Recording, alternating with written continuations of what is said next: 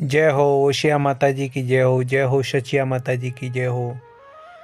मित्रों, सचिया माता का ही दूसरा नाम ओशिया माता जी हैं। जैसलमेर वाली सचिया माता तनोट माता जी के यहाँ आने का कारण है कि उनकी एक भक्त थी जो वहाँ पर उनकी पूजा करती थी जैसलमेर में, और फिर उनकी शादी इस ओशिया नगरी में हुई। और यहाँ आने के बाद माँ की सेवा न कर पाई तो माँ ने सपने में उनको आकर कहा कि आप उस पहाड़ी पर आना, मैं आपको वहाँ पर दर्शन दूंगी। फिर रानी साहिबा ने ऐसा ही किया। दूसरे दिन वह उस पहाड़ी पर गईं तो माँ ने उनको वहाँ पर दर्शन दिए। उस समय उस पहाड़ी पर एक देवासी बकरियां चरा रहा था, और जब उस देवासी को वहाँ से हटने को बोला तो वह नहीं हटा। तब एकदम अचानक पत्थर चीरकर माँ की प्रतिमा बाहर निकली। जब देवासी डर के चिल्लाने लगा तो माँ की प्रतिमा आधी बाहर निकली हुई थी। इस कारण आज भी आधी प्रतिमा ही बाहर निकली हुई है और आधी प्रतिमा को ही पूजा जाता है। फिर उसके बाद रानी साहिबा को दर्शन दिए। रानी साहिबा पर्चा पाने के बाद राजमहल गई और वहां जाकर अपने ससुर को यह सारी घटना बता दी। तब वहां के महाराज उपल देव अपनी प्रजा के साथ उसी स्थान पर गए और उन्होंने भी माँ के दर्शन किए। फिर रात में माँ ने उपल देव जी को सपने में आकर कहा कि मेरे को यहाँ मंदिर बनाना है जो आप बनाओगे। फिर राजा कुछ चिंता में थे। फिर दूसरे दिन रात्रि में माँ वापिस सपने में आई और कहा कि आप तालाब के अंदर जाना और वहाँ एक पत्थर के नीचे 9 लाख मुद्राएं मिलेगी, उससे इस मंदिर का निर्माण करवाना। फिर राजा ने ऐसा ही किया। उस तालाब की खुदाई करवाई और पत्थर के नीचे से 9 लाख मुद्राएं निकली, जिससे इस ओसिया माता जी के मंदिर का निर्माण करवाया था।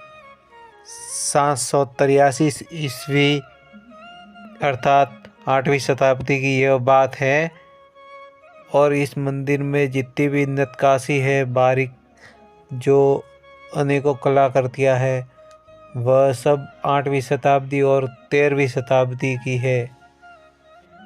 आज भी आप प्राचीन शिलालेखों पर 8वीं और 13वीं शताब्दी का विवरण देख सकते हैं और जान सकते हैं, और अपनी आँखों से इस मंदिर की शोभा को निहार सकते हैं। जय माता दी। और इस नगरी का पुराना नाम उकेपुर है, जो उपल देव राजा के नाम से था। फिर बाद में इसका नाम ओशिया पड़ा। और हाँ, यह नगरी परमार वंश की राजाओं की राजधानी थी। प्रथम राजधानी थी परमार वंश के राजाओं की। और इस नगरी का नाम उकेमपुर पाटन था पहले। और यहाँ पर जब सरस्वती नदी बहती थी, जो विलुप्त हो चुकी है, जो यहाँ से रणुजा से होते, जैसलमेर से होते हुए बीकानेर से होती है, वह आज भी गुप्त चलती हैं। और हाँ मित्रों, आपको यह बता दूँ कि एक समय की बात है, एक जैन साधु रतन गुरु नाम के यहाँ आए माँ का पर्चा सुनकर, और यहाँ आकर माँ का पर्चा भी देखा तो उन्होंने जैन धर्म का प्रचार किया। फिर उसी समय राजा उपल देव ने अपनी प्रजा सहित 3,80,000 लोगों ने जैन धर्म को अपना लिया था। स्वयं परमार वंश के राजा ने भी। ये क्यों हुआ था वो तो वो ही जाने। और हाँ मित्रों, यहाँ पर टोटल उस समय 12 मंदिर थे, जो इसमें से आज भी 12 मंदिर है इस नगरी में, और आप भी वहाँ जाकर दर्शन कर सकते हैं। जैसे सचिया माता, ओशिया माता जी का मंदिर, विष्णु भगवान का प्राचीन मंदिर, पीपलाज माता का मंदिर, 2 सूर्य मंदिर और भी कई मंदिर है, आप स्वयं देख सकते हो। और हाँ मित्रों, यहाँ पर एक जैन मंदिर भी है जिसको उन्हीं रतन गुरु जैन साधु ने बसाया था। और मित्रों, यहाँ पर कई मुगलों ने कई बार हमले किए, इन मंदिर को तोड़ा गया, यहाँ की कलाकृतियों को भी तोड़ा गया था। जो आज भी आप मंदिर के दर्शन करोगे तो पीछे के भाग में खंडित मूर्तियाँ आपको दिखाई देगी, जो मंदिर की दीवारों पर एक कलाकृति के रूप में मंदिर की शोभा के अंदर थी। मित्रों, हमें दर्द तो होता ही है, लेकिन क्या करें।